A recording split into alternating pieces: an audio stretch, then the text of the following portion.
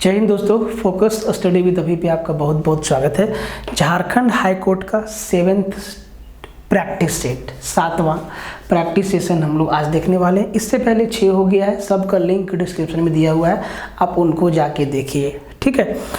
और आप Telegram join कर लीजिएगा, यहाँ भी आपको सारा का सारा इन्फॉर्मेशन और लिंक शेयर किया जाता है, ठीक है। तो टेलीग्राम ज्वाइन करना बिल्कुल ना भूलें, इसका भी लिंक आपको नीचे दिया गया है। और देखिए 6 जो अभी तक आपका प्रैक्टिस सेट हुआ है, सब का सब एग्जाम के पैटर्न पे बेस्ड है और आगे भी सारा का सारा सेट पैटर्न पे बेस्ड रहेगा। तो अभी से आप अगर प्रैक्टिस पे ध्यान दीजिएगा, चीज़ों को ध्यान से समझिएगा, तो प्रैक्टिस से तो आपको एक बात समझ में आ जाएगा कि कौन सा टॉपिक पे, कौन सा चैप्टर पे आपको दिक्कत है। और अगर आप उसको ढूंढ लिए ना, तो एक बार आपको बेसिक से पढ़ना होगा। और जिन लोगों को भी बेसिक से मैथ्स पढ़ना है एक बार, तो math arithmetic plus advance complete आपका कोर्स बना हुआ है, बाइलिंगुअल है, आप जाके परचेज कर सकते हैं। फोकस स्टडी विद अभी ऐप पे आपको ये चीज़ मिल जाएगा।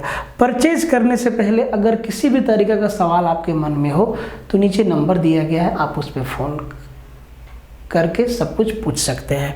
इस ऐप का भी लिंक दिया हुआ है, ऐप का लिंक आपका टेलीग्राम पे भी दिया हुआ है, नीचे भी दिया हुआ है, आप कहीं से भी डाउनलोड कर सकते हैं। प्ले स्टोर पे फोकस स्टडी विद अभी लिखिएगा, ये ऐप आपके सामने आ जाएगा, आप वहाँ से इंस्टॉल करके कोर्स को एक्सप्लोर कर सकते हैं। Math plus reasoning bilingual complete आपका कोर्स बना हुआ है, आप इसको भी एक्सप्लोर कर सकते हैं, ठीक है। और ना एक बात आप लोग समझ लीजिए कि बहुत लोगों को ये लगता है ना कि भाई झारखंड हाई कोर्ट का एग्ज़ाम ना एकदम आसान हलवा, भाई हलवा नहीं होता है। एग्ज़ाम का लेवल रहता है, क्वेश्चन का लेवल रहता है। जितना भी हाई कोर्ट का एग्ज़ाम होता है आजू बाजू स्टेट्स में, हम सबके क्वेश्चन को लगभग देखे हैं। क्वेश्चन का एक स्टैंडर्ड रहता है, क्योंकि जिस लेवल का पोस्ट है उस लेवल का एग्ज़ाम से भी आपको गुजरना पड़ेगा, ठीक है। तो एक लेवल रहता है और आप फंसिएगा कहाँ, तो मैथ्स में। इंग्लिश का तो बहुत अच्छा लेवल रहता है, CGL मेंस के टक्कर का, मतलब बहुत ऐसा सवाल है जो उससे भी ऊपर का है। तो अगर आप मैथ्स में अगर आप अपने आप को एक्सपर्ट बनाना चाहते हैं, भाई एक्सपर्ट बनाने की आवश्यकता नहीं है आपको, बस आप इतना आपको समझना है, इतना आपको पढ़ना है कि जो सवाल एग्जाम में आए वो आप बना के आए सही सही, ठीक है। तो पूरा सेशन देखिएगा शुरू से लेके आखिरी तक, कंप्लीट प्रैक्टिस आपका होता है यहाँ से। और वीडियो को लाइक ज़रूर मारिएगा, अगर पसंद आता है तो ज़बरदस्ती नहीं है कि आपको लाइक करना ही करना है, कोई भी काम ज़बरदस्ती नहीं होता है।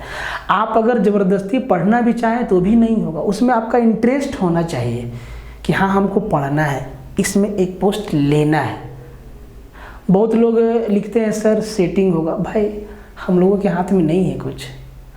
मेरे हाथ में पढ़ाना, आपके हाथ में पढ़ना। जहाँ तक विरोध करने की बात है तो भाई गलत के सामने खड़े रहेंगे, जो गलत है तो गलत है। तो फिलहाल आपका काम है पढ़ना, आप पढ़ाई पे ध्यान दीजिए। उल्टा सीधा कमेंट करने से कोई फ़ायदा नहीं होगा, ना आपको ना हमको। अगर आप कमेंट में ये चीज़ लिख ही देंगे, बहुत लोग लिखे हैं देखे हैं हम कि सर तो इतना लाख में बिक जाएगा, भाई क्या कर सकते हैं हम लोग। सिस्टम से लड़ना आसान नहीं है, फिर भी हम लोग लड़ेंगे अगर कुछ ऐसा होगा या होता है। देखो गलत को गलत बोलना सीखिए, सही को सही बोलना सीखिए, जीवन आसान हो जाएगा। अगर आप गलत को सही बोलेंगे तो वहीं से उलझन शुरू होने लगता है। अगर आप गलत को सही बोलेंगे तो फिर आप सही को क्या बोलेंगे, जाने दीजिए इन सब बातों को। तो सेट नंबर 7 आज हम लोग देखेंगे। एक से बढ़ के एक सवाल है, लगभग हर एक चैप्टर से सवाल होगा, एडवांस से भी होगा, अर्थमेटिक से भी होगा, आपका नंबर सिस्टम से भी होगा, प्रॉफिट लॉस से भी होगा, टाइम इन वर्क से भी होगा, ज्योमेट्री से भी होगा, ट्रिगो से भी होगा, अलजेब्रा से भी होगा, हर एक सेक्शन से सवाल होगा। बस आपको ध्यान देना है कि एक एक चीज़ को समझना कैसे है। अगर आपसे क्वेश्चन नहीं बन रहा है तो हम फिर से कह रहे हैं, अभी आपके पास वक्त है कंप्लीट मैथ्स को पढ़ने का, कंप्लीट मैथ्स प्लस रीजनिंग को पढ़ने का। अभी टाइम है आपके पास, आप पढ़ सकते हैं, आप कर सकते हैं, ठीक है। शुरुआत टाइम एंड वर्क का बहुत ही बेसिक सवाल है, बस फ्रैक्शन देके कैलकुलेशन को उलझाने का कोशिश करता है ऐसे सवाल में। अगर आपको बेसिक कंसेप्ट मालूम है तो फिर सब कुछ आसान है। कहता है कि A can do a piece of work in 3/7 days, B can do the same work in 5/14 days and C can do the same work in 15/28 days। They complete 1/7 work in how many days. ये आपसे पूछा है। ए किसी काम को 3/7 दिन में, B उसी काम को 5/14 दिन में और सी उसी काम को 15/28 दिन में पूरा करता है। तो 1/7 भाग काम कितने दिनों में करेंगे वे तीनों मिलके। बहुत ही बेसिक है, बेसिक आपको बताएंगे, टेंशन नहीं लेना है, ठीक है। तो आपको ये चीज़ मालूम है कि ए बी और सी एक काम को कितना दिन में कर सकता है, वो डेज दिया हुआ है। तो भाई टोटल वर्क निकालना होता है। कैसे निकलता है? तो डेज का एलसीएम ही तो टोटल वर्क होता है। अब आपके सामने समस्या ये है सर कि 3/7 उसके बाद 5/14 और फिर 15/28। इतना दिन में ए, इतना दिन में बी और इतना दिन में सी काम कर सकता है। सर तो इनका एलसीएम कितना होगा? तो जब फ्रैक्शन का एलसीएम निकालते हैं तो ऊपर वाला का एलसीएम और नीचे वाला का एचसीएफ। तो नीचे क्या है? 7 है, 14 है, 28 है। तो भाई तो 7, 14, 28 का एचसीएफ कितना? 7 हो जाएगा। और 3, 5 और 15 का एलसीएम कितना होगा? 15। तो टोटल वर्क जो मेरा हो गया वो 15/7 हो गया। अब देखिए, अगर 15/7 काम को अगर अकेले ए करना चाहे तो वो कितना समय लेगा? तो इतना दिन में 3/7 दिन में वो 15/7 काम को करता है। तो एक दिन में कितना काम को करेगा? तो इससे इसको भागा देना होगा। 7 से 7 कट जाएगा, 3 × 15। हर दिन वो 5 काम करेगा। हर दिन, ये क्या है? एफिशिएंसी है। हर दिन 5 काम। अगर 5/14 दिन में बी जो है 15/7 काम कर लेता है तो हर दिन कितना काम? तो इससे इसको भागा दे देंगे। तो ये हो जाएगा 7 दूना 14 और 5 × 15, 3 दूना 6 काम। अगर सी जो है 15/28 दिन में 15/7 काम कर लेता है तो एक दिन में कितना काम करता होगा? तो भाई इसमें से इसको भाग लगाएंगे तो 15 से 15 कट जाएगा और 4 7 चौके 28, 4 काम। ये ए बी और सी का एफिशिएंसी हो गया। एकदम बेसिक तरीका बता रहे हैं, बहुत ही आसान सवाल है, ठीक है। फ्रैक्शन दे के डराना चाहता है, नहीं डरेंगे हम, ठीक है। अब देखो जी, ये तीनों मिलके एक दिन में कितना काम कर सकते हैं? तो सर 5 और 6 11 और 4 15 काम कर सकते हैं तीनों मिलके। ये पूरा काम इनको नहीं करना है सर, इस काम का 1/7वां हिस्सा ही करना है। क्या लिखा है कि दे कंप्लीट 1/7 वर्क इन, टोटल का 1/7 वर्क ही करना है। तो सर टोटल वर्क कितना है? 15/7। इसका 1/7 ही करना है, 1/7 ही करना है। और ये तीनों मिलके एक दिन में कितना काम कर लेते हैं सर? 15 काम। अगर एक दिन में 15 काम करते हैं तो ये काम करने में कितना समय लगेगा? इसी को 15 से भाग लगा देंगे। तो 15 से 15 कैंसल, 1/7 × 7 1/49 दिन लगेगा, 1/49 दिन लगेगा और ये काम कंप्लीट हो जाएगा। बिना मतलब में तीर धनुष खींचने का कोशिश कभी मत कीजिएगा, ठीक है।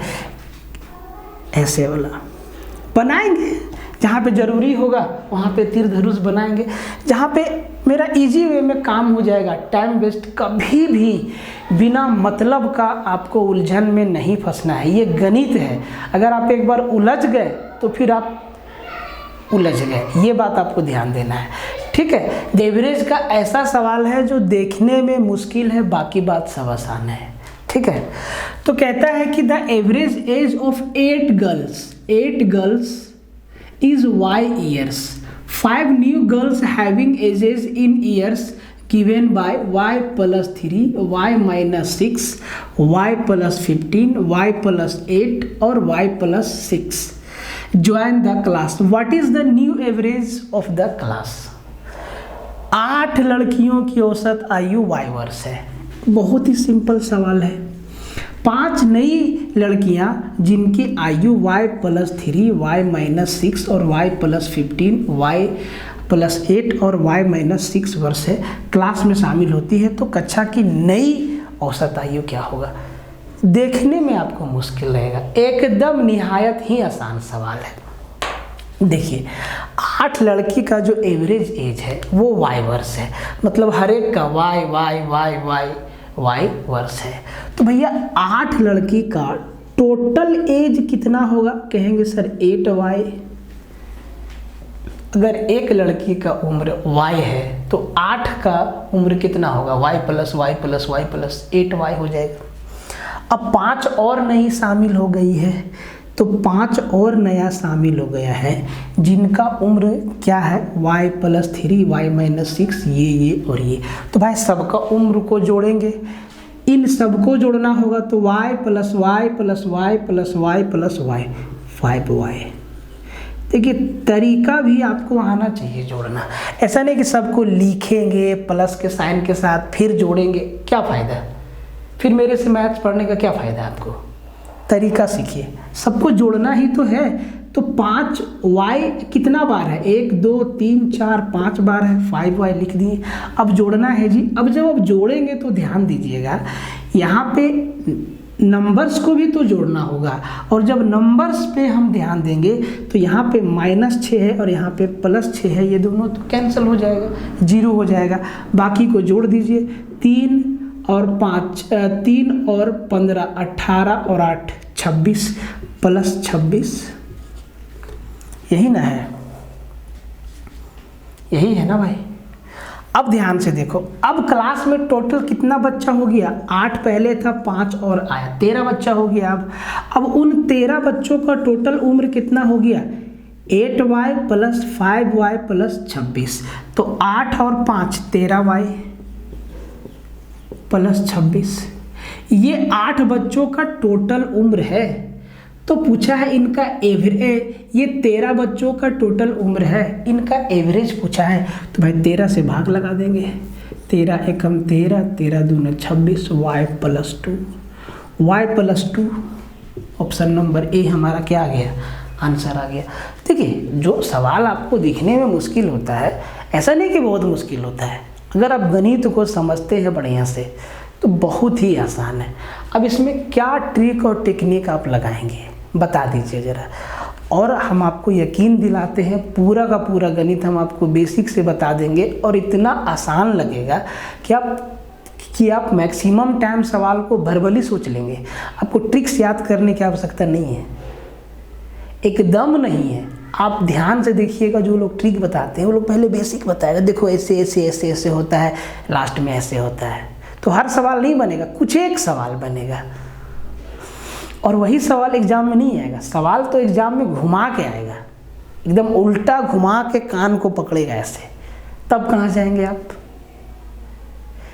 नींव को मजबूत कीजिए, बेस को मजबूत कीजिए। निहायत ही आसान सवाल था ये। सवाल को जो बनाया है, जो सवाल को डिजाइन किया है, उसको भाई 100 तोपों की सलामी है।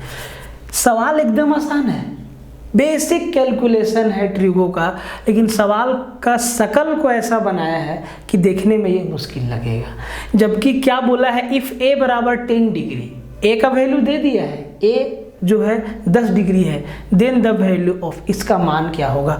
और देखिए चारों ऑप्शन को कैसे रखा है, मतलब आपको बेसिक कैलकुलेशन इसमें करना पड़ेगा। मुश्किल नहीं है, आसान है। हर एक चीज़ को बोलिए आसान है और उसके पीछे लगे रहिए। देखिए काम कैसे होता है, आज नहीं तो कल होना तय है, एक बार लगना है आपको, ठीक है? तो 2 मार्क कर लेते हैं। ए का वैल्यू दे दिया है आपका 10 डिग्री, ए का वैल्यू कितना है? 10 डिग्री है। 12 sin 3a + 5 cos into 5a - 5 degree upon 9 sin 9a/2 - 4 cos 5a + 10 degree. अब देखो सबसे पहले तो जी a का वैल्यू रख के सबको करना होगा सॉल्व। तो देखो यहाँ पे a का वैल्यू रखेंगे तो 10 या 30 डिग्री होगा, और साइन 30 डिग्री का वैल्यू कितना होता है? तो 1/2, मतलब ये हो जाएगा 12 × 1/2 प्लस, लिखते जाइए, कैलकुलेट करते जाइए। आप इसको सीधा 6 भी लिख सकते थे, कोई दिक्कत नहीं है। 12 को 2 से भागा दिए 6 आया।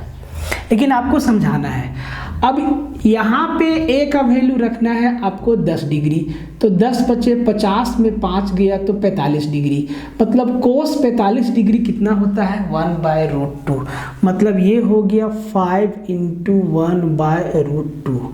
ऊपर का कहानी सॉल्व। नीचे देखो जी क्या है, नीचे यहाँ पे ए की जगह पे आपको रखना है 10 डिग्री, तो 10 × 9 90 को 2 से भागा दिए 45, और साइन 45 कितना होता है 1/√2, मतलब ये हो जाएगा 9 × 1/√2। एक क्वेश्चन को बनाने में ना भाई एफर्ट लगता है, एक एक सवाल को ढूंढना कि ताकि आप अच्छे अच्छे सवालों की प्रैक्टिस कर सके। इसीलिए आप लोग से कहते हैं कि वीडियो को शेयर मार दिया कीजिए, ठीक है। ये हो गया -4 × ए की जगह पे आपको फिर से क्या रखना है 10 डिग्री, तो 10 बचे 50 और 10 60 डिग्री, cos 60 डिग्री कितना होता है 1/2, मतलब ये 4 × 1/2। यही कैलकुलेशन को ऐसे लिखा है सजा के। अब इसको कैलकुलेट करने में आप जितना वक्त ले लें आपकी मर्जी।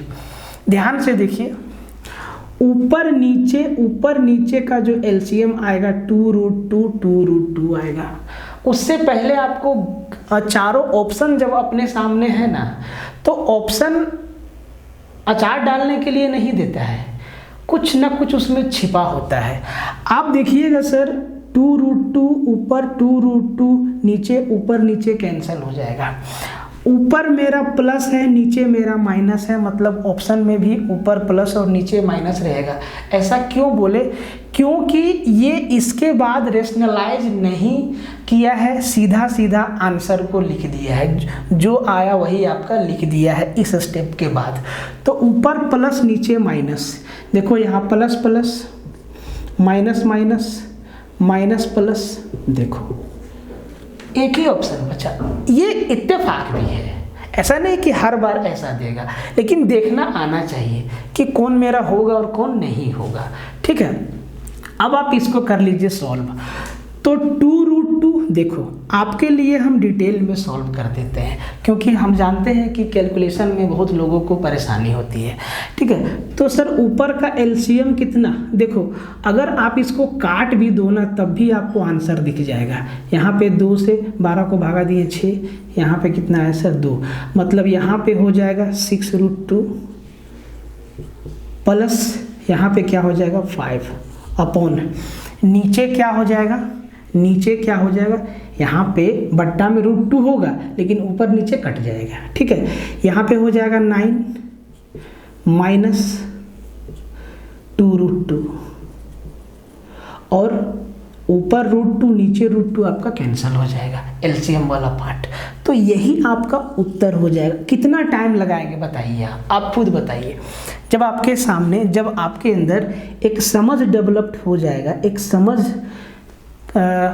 विकसित हो जाएगा, तो आप कितना टाइम लगाएंगे। सवाल किसी भी तरीक़ा से घुमा के दे दे, कोई दिक्कत नहीं है, एकदम आसान सवाल है। सवाल को देखिए, सिंपल इंटरेस्ट और कंपाउंड इंटरेस्ट दोनों इसमें आपको निकालना होगा, मुश्किल नहीं है, बहुत आसान है, ठीक है। और कहता है कि अ सम ऑफ ₹6600 घेर दिए हैं कि ताकि आपको दिखे। अ सम of ₹6600 amounts to 8757 in 4 whole 2/3 years at X% per annum simple interest. What will be the same amount to if invested at X plus 3%? इसको भी घेर देते हैं, X plus 3% per annum for 2 whole 2.5 years interest compounded yearly approximately 6600 रुपया simple interest पे X% के rate पे 4 सही 2/3 साल में 8756 रुपया बन जाता है। क्या बढ़ा, इंटरेस्ट ही तो बढ़ा, प्रिंसिपल तो 6600 ही है, आगे क्या बढ़ेगा, इंटरेस्ट ही बढ़ेगा, ठीक है। यदि इसी धनराशि को 6600 को ही 2.5 साल के लिए X plus 3% के दर पर, मतलब पहले से 3% ज़्यादा, और अब की बार कंपाउंड इंटरेस्ट पे अगर इन्वेस्ट करते हैं तो अमाउंट लगभग मिश्र धन अमाउंट कितना हो जाएगा, बहुत ही सिंपल। आप लोग कैसे बनाते हैं मालूम नहीं, आप देखिए कि क्या ये तरीका सही है। कैलकुलेशन करना वही है, बस आपको लॉजिक थोड़ा सा आराम से लगाना है। तो क्या आप ये चीज़ यहाँ देख रहे हैं कि 6600 रुपया मेरा बन गया 8756 रुपया, ये चीज़ आपको दिख रहा है। हम फिर से आपको कह रहे हैं कैलकुलेशन वही है, तरीका थोड़ा सा चेंज है। आप देखिएगा, इससे आराम से आपका आंसर आ जाएगा। सारा काम वही करना है, ठीक है। नया कुछ चांद पर से हम नहीं ले आए, हम कुछ नया नहीं खोज दिए। जो लोग बोलते हैं ना कि हम खोज दिए, कुछ भी नया हम नहीं ढूंढे, वही चीज़ है, बस थोड़ा तरीका से आपको समझा रहे हैं। 6600 रुपया मेरा 8756 हो गया, 8756 हो गया। तो आप देख रहे हैं कि 2156 रुपया बढ़ गया। तो भाई 2156 रुपया मेरा बढ़ गया। आप जब बेसिक से कैलकुलेशन करेंगे तब भी 2156, ये कुछ और नहीं है, सिंपल इंटरेस्ट है। 4 सही 2/3 साल का, मतलब 2156 रुपया हमको का फायदा हुआ या इंटरेस्ट मिला। कितना साल में? तो 4 सही 2/3, उसको ना फ्रैक्शन में ले आओ, तो 4 तिया 12 और 2 14, 14/3 साल में हमको ना 2156 रुपया मिला। सिंपल इंटरेस्ट हर साल बराबर मिलता है। तो अगर 14/3 साल में 2156 मिला, तो एक साल में कितना मिला होगा? तो आप कहेंगे सर इसको भाग दे दीजिए, 14/3 से 3 ऊपर गुना हो जाएगा, तो 14 से आप काट दीजिए। ये आपको उसमें भी कटम कुटाई करना होगा भाई, बता रहे, तरीका थोड़ा सा बदल दिए। 14 एकम 14, 7 75, 14 25 70, 14 चौके 56, 154 गुना 3, तो 4 तिहाई 12, 5 तिहाई 15 और 1 16, 3 एकम 3 और 1 4, 462 रुपया हमको हर एक साल इंटरेस्ट मिला। तो सर अगर 462 रुपये हर एक साल मिला, 6600 पे 462 हर साल इंटरेस्ट मिला, तो भाई रेट ऑफ इंटरेस्ट कितना था, परसेंट कितना था? तो भाई आप ध्यान से देखिएगा, 10% 660 हुआ, 1% 66 हुआ, कितना गुना है? तो 2 है, मतलब 7 से मल्टीप्लाई, 7 छके 42, 7%। तो भाई x का वैल्यू क्या आ गया? 7%। x का वैल्यू क्या आ गया सर? 7%। अब देखो, अब जो कंपाउंड इंटरेस्ट निकालना है इसी 6600 पर x + 3 मतलब 10%। 10% के दर से 10% के साधारण ब्याज पर कंपाउंड इंटरेस्ट पर 6600 रुपया बढ़ के कितना हो जाएगा? आप कंपाउंड इंटरेस्ट कैसे निकालते हैं मालूम नहीं। देखिए, अगर हम कंपाउंड इंटरेस्ट को सिंपल इंटरेस्ट के नज़रिए से देखते हैं और चारों ऑप्शन को देखते हैं, तो भाई आपके लिए रास्ता आसान हो जाता है। तो अगर पहला साल हमको 6600 का 10% देखें तो 660 रुपया मिलेगा, ये 660 हमको दूसरा साल भी मिलेगा, और तीसरा साल भाई मेरे कितना मिलेगा? 2.5 साल, मतलब हमें 6 महीना का ही ब्याज लगेगा।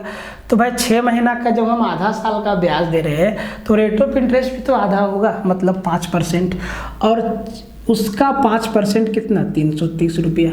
अगर सिंपल इंटरेस्ट होता तो भैया ये हमको मिलता, लेकिन ये कंपाउंड इंटरेस्ट है, ब्याज पे भी ब्याज लगता है। तो पहला साल के ब्याज पे यहाँ पे 10% मिलेगा, यहाँ पे 10% मिलेगा, प्लस अगला 6 महीना के लास्ट में इस पे भी तो 5% 3.3 मिलेगा।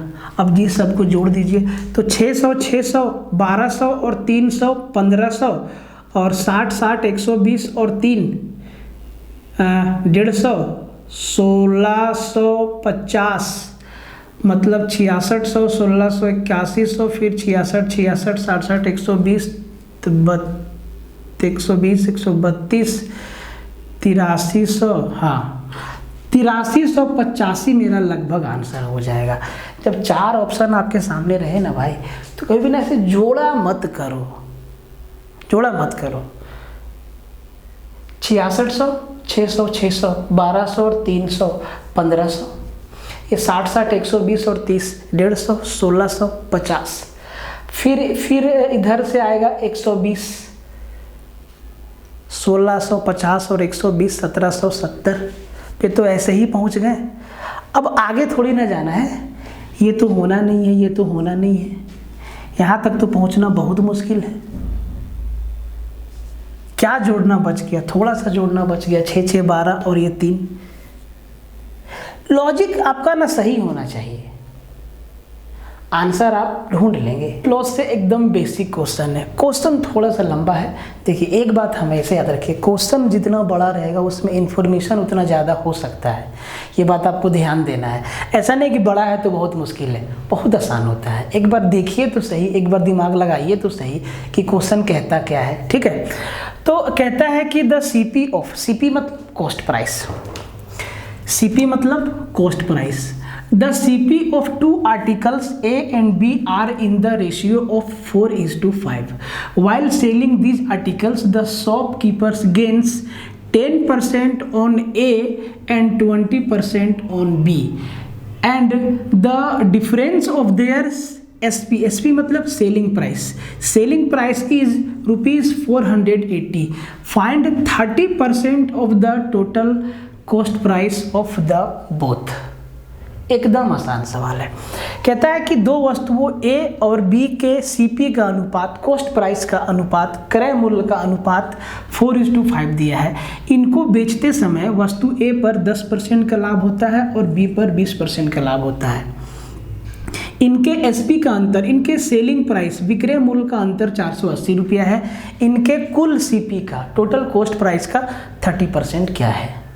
दो तरीका से बना सकते हैं आप, क्रय मूल्य और विक्रय मूल्य का अंतर, क्रय मूल्य और विक्रय मूल्य का रेशियो दे दिया है, तो या तो आप इनके साथ x लगा लें, तब आप सबसे पहले दोनों का कॉस्ट प्राइस निकालेंगे अलग अलग, फिर दोनों को जोड़ेंगे और फिर उसका 30% निकालेंगे, तब जाके उत्तर आएगा। एक तो ये मेथड है बेसिक।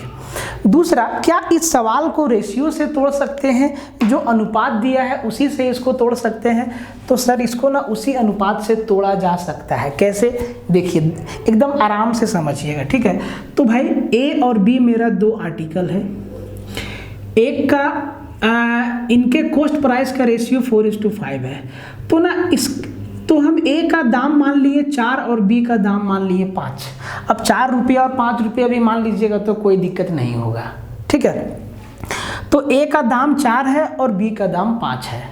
अब जब इनको बेचते हैं तो सर A पर हमको 10% का फायदा होता है, तो 4 का 10% कितना, 4 का 10% 0.4, मतलब जब इसको बेचेंगे तो 4 रुपया और 40 पैसा में बेचेंगे।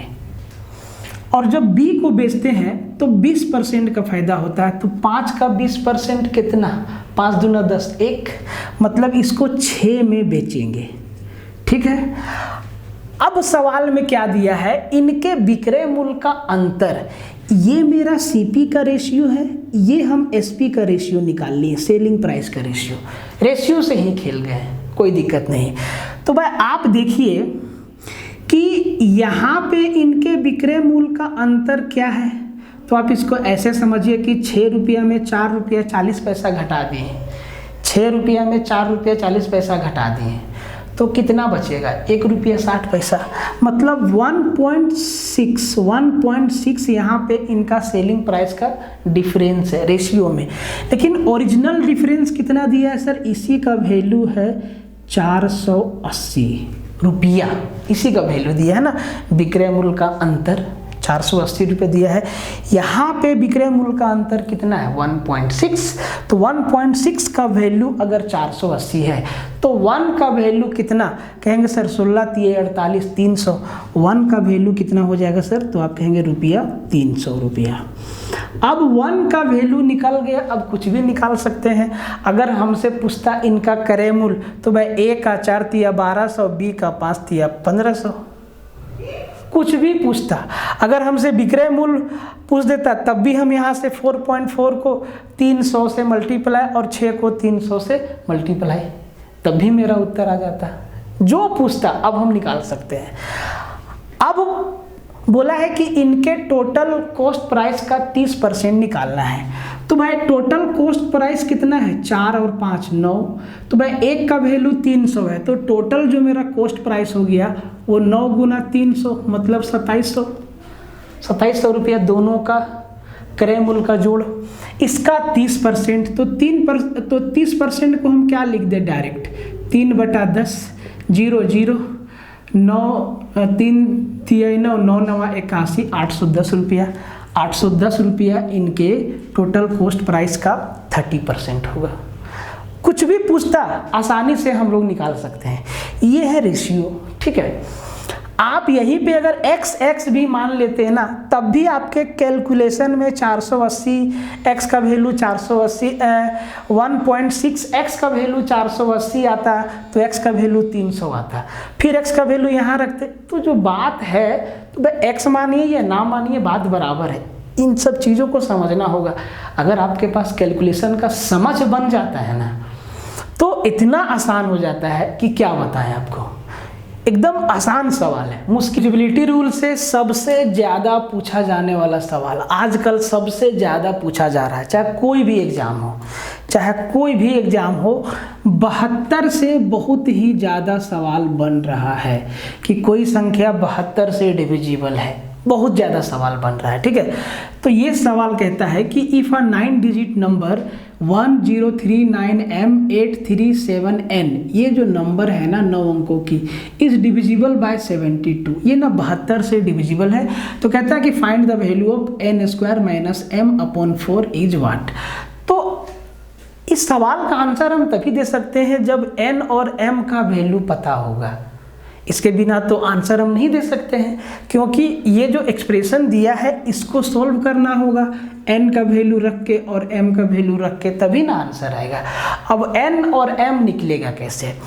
तो ये जो संख्या है 1039M837N, ये ना डिविजिबल है किससे? 72 से।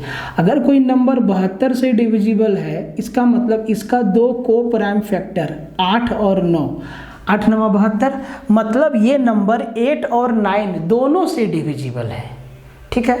अब 8 का भी डिविजिबिलिटी रूल आपको पता होना चाहिए और 9 का भी पता होना चाहिए। तो भाई 8 का क्या है कि कोई भी नंबर हो, बड़ा से बड़ा या छोटा से छोटा, अगर उसका आखिरी का 3 अंक 8 से डिविजिबल है तो वो कंप्लीट नंबर 8 से डिविजिबल होगा। क्या बोले कि कोई भी नंबर हो, अगर उसका लास्ट का 3 डिजिट, आखिरी का 3 अंक अगर 8 से डिविजिबल हो तो पूरी की पूरी संख्या 8 से डिविजिबल होगी। और 9 का क्या है कि कोई भी संख्या हो, अगर उसके अंकों का जोड़ जो आएगा, डिजिटल सम, डिजिट का सम जो आएगा, वो अगर 9 से डिविजिबल हो तो वो संख्या भी 9 से डिविजिबल होगी। ये 2 चीज़ आपको पता होना चाहिए। तो भाई अगर ये नंबर 8 से डिविजिबल है तो इसका आखिरी का 3 अंक भी 8 से डिविजिबल होना चाहिए। तो लास्ट का 3 अंक क्या है? 3, 7 और n। इसको 8 से भागा देना है, तो 37 को 8 से भागा देंगे तो 8 चौके 32, बचा 5। अब ये मेरा 5n, n के जगह पे क्या रख दें कि ये नंबर मेरा 8 से कट जाए, तो आपका जवाब होगा सर n के जगह पे आप 6 रख दीजिए, ये 56 बन जाएगा और 8 से 56 हमारा कट जाएगा।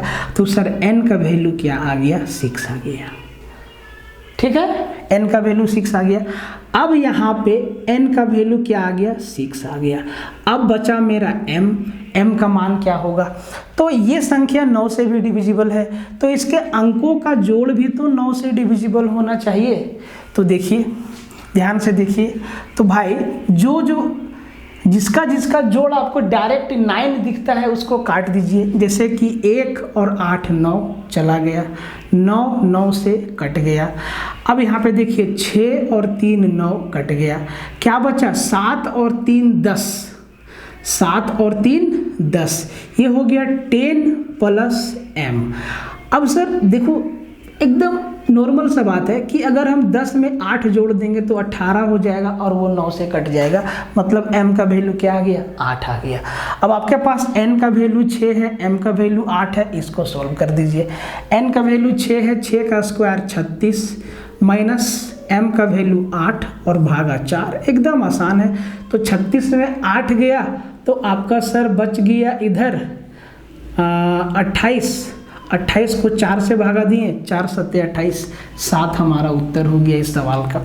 बेहद ही आसान है, लेकिन बहुत फेवरेट सवाल है ये आजकल का जो एग्ज़ाम में आ रहा है। डिविजिबिलिटी रूल से 72 से बहुत ज़्यादा सवाल पूछा गया है, तो हो सकता है कि हाईकोर्ट में भी डाल दे या ना भी डाले, तो जो सवाल ट्रेंड में है उसको तो पढ़ना ज़रूरी है, ठीक है। क्योंकि कोई भी एग्जामिनर चाहे कोई भी एग्ज़ाम का क्वेश्चन सेट करता हो, वो अगल बगल के सवालों को ज़रूर झांकता है, आगे पीछे के सवालों को ज़रूर झांकता है कि क्या दे क्या नहीं दे। आप इसको ना खुद से सोच के देखिए कि आप अगर क्वेश्चन सेट करने बैठते तो एक बार रेफरेंस आप ज़रूर लेंगे। भले ही आप उसके बल पर नया नया सवाल बना देंगे, लेकिन रेफरेंस ज़रूरी होता है। इसीलिए इन सब चीज़ों को ध्यान से पढ़िए। डिविजिबिलिटी रूल कोर्स में पूरा डिटेल से बताया है आपको। देखिए सवाल को, सवाल भले हाथ से लिखा हुआ है, खूबसूरत आपको नहीं दिखेगा, लेकिन सारे के सारे सवाल अच्छा है।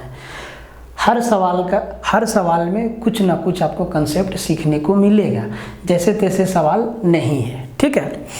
तो कहता है कि the radius of the base of a cylindrical tank is 4 metre if 3 times the sum of the areas of its 2 circular faces, it's twice the area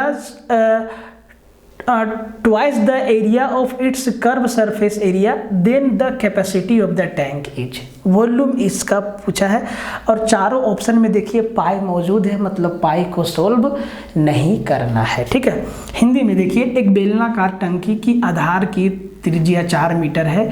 यदि इसके 2 वृत्ताकार सतहों के क्षेत्रफल का योग 3 गुना इसके वक्र पृष्ठीय क्षेत्रफल का 2 गुना है, तो टंकी की क्षमता कितना होगा। बड़ा ही सिंपल सवाल है।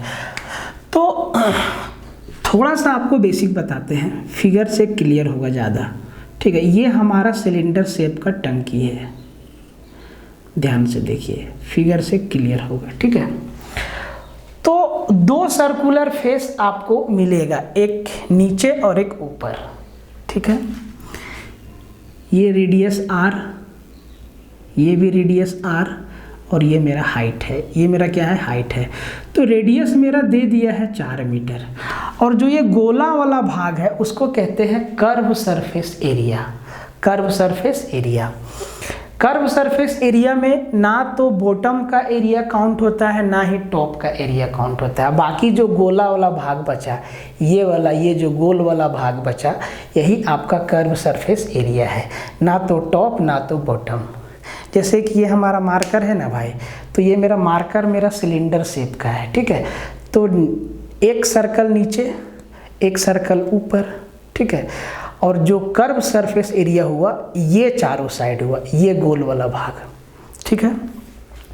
अब इनके बीच में क्या रिलेशन दिया है, कहता है कि 2 सर्कुलर फेस जो है, मतलब एक नीचे और एक ऊपर, इसका 3 गुना और कर्व सरफेस एरिया का 2 गुना बराबर है। तो जो बोला है उसको लिख देते हैं। तो सर 2 सर्कुलर फेस है, तो एक सर्कल का एरिया पाई r स्क्वायर, और r का वैल्यू क्या दिया है 4, तो सर 4 का स्क्वायर, और h, और ये ऐसा 2 फेस है तो 2 से गुना, ये बराबर है किसके, कर्व सरफेस एरिया का। तो कर्व सरफेस एरिया क्या होता है, 2 पाई r h, 2 पाई r मेरा 4 है इंटू h मालूम नहीं है, इसका 3 गुना, ये चीज़ सवाल में आपका दिया हुआ है। तो आप ध्यान से देखिए, यहाँ से पाई और पाई तो मेरा उड़ गया, ये 2 से ये 2 मेरा उड़ गया। अब यहाँ पे है 4 चौके 16, यहाँ पे 2 4 है, 4 गुना 4, इधर 1 4 है। सर ये मेरा उड़ जाएगा ना, ये मेरा उड़ जाएगा ना, 4 से 4, ओहो मिस्टेक हो गया, इसका 2 गुना, इसका 3 गुना है, सॉरी मिस्टेक हो गया, 2 3 को हम पलट दिए। फिर से बताते हैं, ठीक है, फिर से बताते हैं। क्या बोले कि 2 फेस का एरिया का 3 गुना है, तो 3 गुना पाई r स्क्वायर, और r का, और 4 गुना 4 r मतलब इंटू h, बराबर 2 गुना है कर्व सरफेस एरिया का 2 पाई आर एच, आर मेरा 4 है इंटू एच, ठीक है। यहाँ पे एच नहीं होगा, सॉरी। अब आप ध्यान से देखिए, तो सर ये पाई से पाई तो मेरा सबसे पहले उड़ गया, ये 4 से 1 4 गया, यहाँ पे 2 दूना 4, 2 दूना 4, ये मेरा 4 गया, तो h मेरा क्या बचा सर, h मेरा 3 बचा। कहीं हम 2 गुना 3 गुना उल्टा तो नहीं लिख दिए ना, कहीं 2 गुना 3 गुना उल्टा तो नहीं लिख दिए। इंग्लिश में if 3 times the sum of the areas, कितना है, 1 minute 1 minute 1 minute 1 minute 1 minute, if 3 times the sum of the areas of its 2 circular faces is twice the area of curve surface area। सही लिखे, सही लिखे, सही लिखे हैं। कहाँ पे मिस्टेक हुआ, कैलकुलेशन मिस्टेक कहाँ पे हुआ, अच्छा यहाँ पे। भाई ऐसा 2 सर्कल है ना, तो 2 से गुना होगा, तो h मेरा कितना हो जाएगा, 6 मीटर। हाइट मेरा क्या आया निकल के, 6 मीटर। अब जब हाइट निकल के आ गया, रेडियस अपने पास है, वॉल्यूम आसानी से निकाल सकते हैं। तो सिलेंडर का वॉल्यूम क्या होता है, पाई आर स्क्वायर एच। और ध्यान से देखिए, चारों ऑप्शन में पाई है, तो पाई को छेड़ना नहीं है, तो पाई आर स्क्वायर, तो 4 का स्क्वायर 16 गुना एच, एच है मेरा 6, मतलब 16 छके 96 पाई मीटर क्यूब मेरा क्या आ गया, वॉल्यूम। ऑप्शन नंबर डी हमारा आंसर हो गया। बहुत छोटा सा सवाल है, थोड़ा सा कंसेप्ट लगाना है, आंसर दे देना है। सवाल कोई आसमान से नहीं आता है, सवाल मुश्किल नहीं होता है, सवाल आसान होता है। आपको उसके पीछे का कंसेप्ट ही नहीं मालूम होता है तो लगता है कि बनेगा कैसे। तो ये अच्छा सवाल है, एरिया से, मुश्किल नहीं है, आसान है, ठीक है। एकदम ध्यान से आप समझिएगा इसको। कहता है कि इन द फिगर, हिंदी में नहीं लिखे, समझा देते हैं। In the figure point A is the centre of 100 into 100 centimetre square. Find x such that shaded region has an area that is 1/5 of area of square. कहता है ना कि ये जो हमारा एक फिगर बना है, ये एक वर्ग है जिसका चारों भुजा 100 सेंटीमीटर 100 सेंटीमीटर 100 सेंटीमीटर है, ये भी 100 ये भी 100, ठीक है। और ये जो हमारा ए से, ये जो हमारा ए पॉइंट है ना, इस वर्ग का सेंटर है, और सेंटर से इधर वाला पार्ट मेरा रंग दिया गया है, और ये जो रंगा हुआ भाग है ये पूरे वर्ग के क्षेत्रफल का 1/5 है। तो बोला है कि ये जो छोटा वाला पार्ट है DE, इस x का वैल्यू निकालना है। देखो इसका वैल्यू निकालना है, इस वाला ये छोटा सा इस x का वैल्यू आपको निकालना है कि भाई यहाँ से यहाँ का लंबाई कितना होगा, यहाँ से यहाँ का लंबाई कितना होगा। भाई चारों भुजा का लेंथ क्या है, स्क्वायर है, तो बराबर ये भी 100, इधर भी 100, इधर भी 100, इधर भी 100, और ए हमारा क्या है, सेंटर है। अब देखिए ये कैसे निकलेगा, जरा ध्यान से समझिएगा। पहला बात तो जो बोला है कि ये जो मेरा छायांकित भाग है ना, इसका क्षेत्रफल पूरे वर्ग के क्षेत्रफल का 1/5 है। तो सर पूरा वर्ग का क्षेत्रफल कितना होगा, आप कहेंगे सर वर्ग का क्षेत्रफल भुजा गुने भुजा, और इसका 5वां भाग, ये छायांकित भाग का क्षेत्रफल है। अब देखो छायांकित भाग का क्षेत्रफल को हम कैसे निकालते हैं। इधर इस पूरे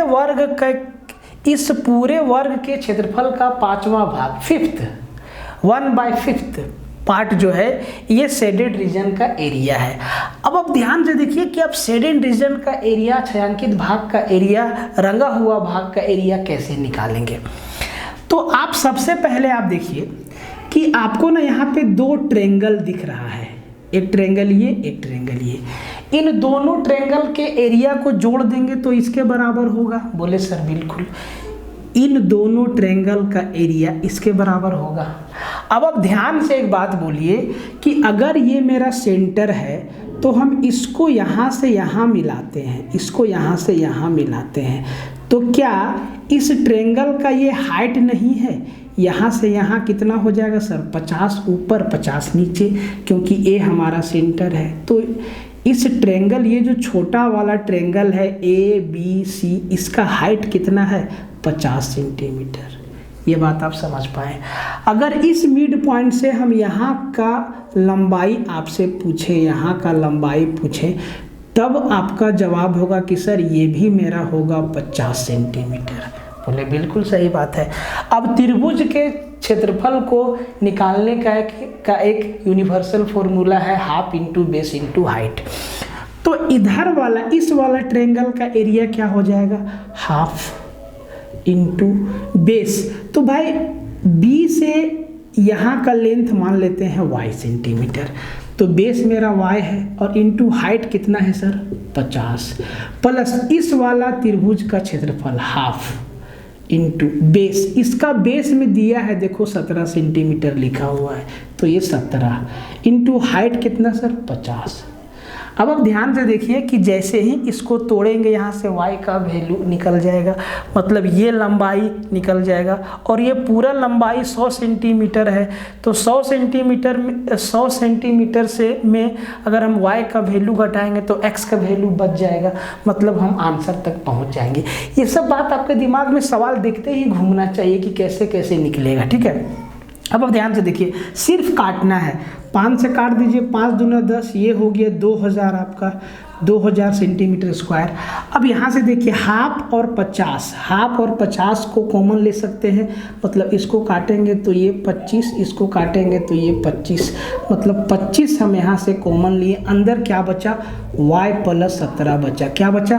y प्लस 17 बचा। देखो 25 अट्ठे 200 सर 80 बचा, 80 बराबर y प्लस 17, तो 80 में 17 गया तो y का वैल्यू कितना बचा सर? 63 बचा। y का वैल्यू 63 बचा, मतलब यहाँ से यहाँ तक का लंबाई कितना? 63 सेंटीमीटर। और ये पूरा लंबाई कितना है? 100। तो यहाँ से यहाँ तक का लंबाई कितना हो जाएगा? 100 माइनस 63, 37 बच जाएगा। 63 37 जोड़िए 100 होता है कि नहीं, मतलब ये जो x वाला पार्ट है उसका लेंथ 37 सेंटीमीटर होगा।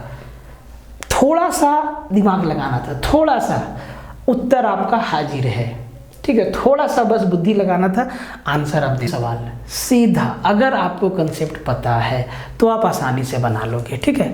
कहता है कि in triangle A B C if cos a cos b cos c equal to √3 - 1/8 and sin a sin b sin c equal to 3 + √3/8 then the value of 10a + 10b + 10c equal to what? Triangle A B C में, त्रिभुज A B C में cos a into cos b into cos c का value दे दिया है √3 - 1/8, और sin a into sin b into sin c का value ये आपका दे दिया है। तो 10a + 10b + 10c का वैल्यू क्या है मालूम है? लोग ऐसे ऑप्शन को देखेगा और टिक कर देगा। कैसे? समझिए, अगर आपको ये चीज़ मालूम है कि इफ़ a + b + c बराबर 180 डिग्री है, एक फॉर्मूला आपको बता रहे हैं 10 वाला, ठीक है। a + b + c का वैल्यू अगर 180 डिग्री है तो भाई इसमें a + b + c का वैल्यू 180 डिग्री होगा। क्यों? क्योंकि ए बी सी हमारा एक ट्रेंगल है और ट्रेंगल के तीनों कोनों का योग 180 डिग्री होता है, ये तो है इसमें। देन क्या होता है? देन क्या होता है? देन क्या होता है? देन क्या होता है? देन होता है 10a + 10b + 10c बराबर होता है 10a into 10b into 10c। ये होता है, ये होता है, आपको याद रखना होगा। अब आप ध्यान से देखिए, 10a into 10b into 10c को क्या लिख सकते हैं? 10a को क्या लिखेंगे? sin a by cos a। 10b को क्या लिखेंगे? sin b by cos b। 10c को क्या लिखेंगे? sin c by cos c। मतलब इसको हम क्या लिखेंगे? इसको हम लिखेंगे sin a ऊपर हो जाएगा साइन बी ऊपर हो जाएगा और साइन सी ऊपर हो जाएगा, बट्टा कॉस ए ऊपर कॉस ए नीचे हो जाएगा इंटू कॉस बी नीचे हो जाएगा इंटू कॉस सी नीचे हो जाएगा। ध्यान से देखिए, साइन ए बटा cos A tan A, sine B बटा cos B tan B, tan C बटा कॉस सी टेन सी। और क्या सवाल में sine A into sine B into sine C का वैल्यू दिया है? तो जी दिया है। Cos A into cos B into cos C का वैल्यू दिया है? तो जी दिया है।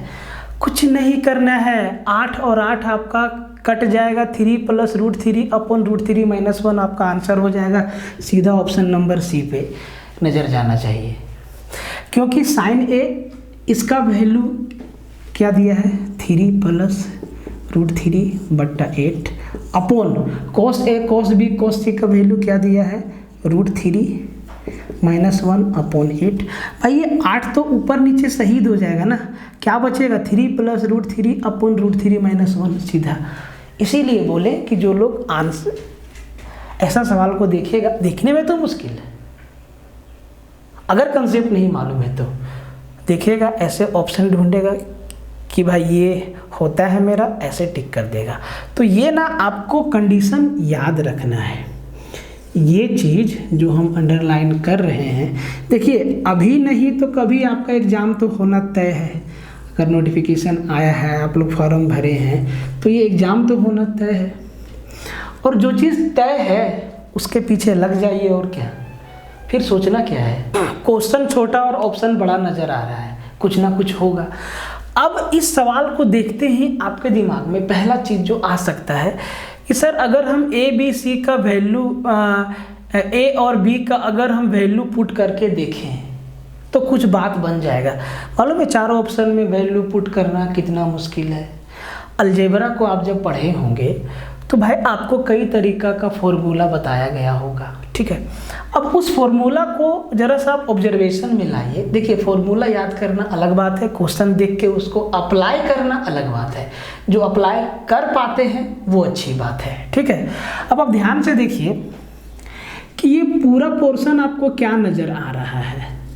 तो जो नज़र आ रहा है वो हम आपको लिख दे रहे हैं। 8a³ को हम लिख सकते हैं 2a का क्यूब प्लस b³ प्लस 1 को हम लिख सकते हैं 1 का क्यूब माइनस 6ab, तो हम इसको लिख सकते हैं 3 into 2a into b into 1। अब सर ये क्या चीज़ है?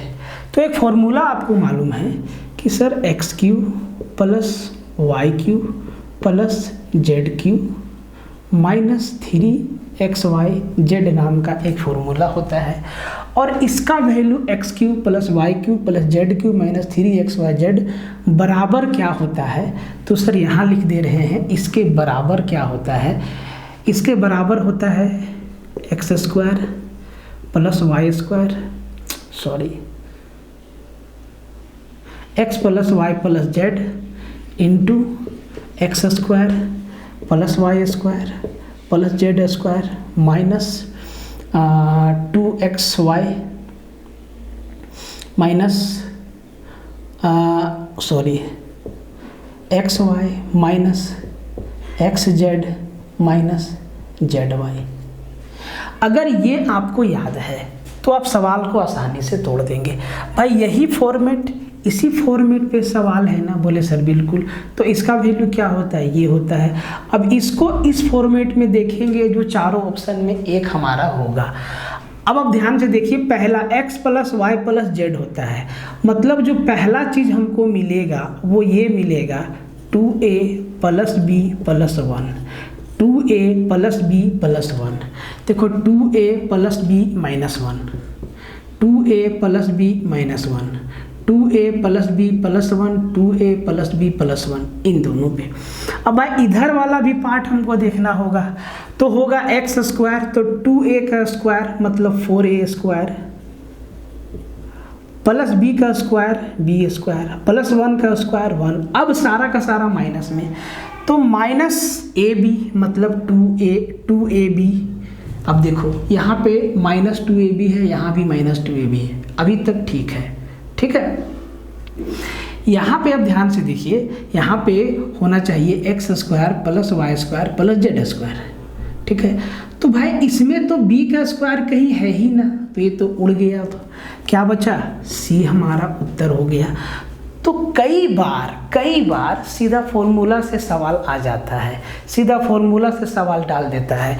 तो जब फॉर्मूला आपको याद ही नहीं रहेगा तो आप सवाल को तोड़ेंगे कैसे, बात को समझ रहे हैं। तो ये चीज़ ना आपको याद होना चाहिए कि भाई इसको ना इस फॉर्मेट से लिया गया है और इसका वैल्यू ये होता है। तो जब ये याद रहेगा तो आप आसानी से तोड़ लेंगे और ऑप्शन भी आपके सामने होगा। आसान सवाल है, लेकिन अगर आप ढंग से इसको कैलकुलेट नहीं किए तो आप कैलकुलेशन के जंजाल में फंस जाएंगे। ध्यान से समझिएगा, एकदम आसान है। x is to y is to z का वैल्यू दे दिया है 0.5 इज टू 0.666, इनफाइनाइट तक is to 0.75, then the value of x by y is to y by z is to z by x. इसका वैल्यू क्या होगा।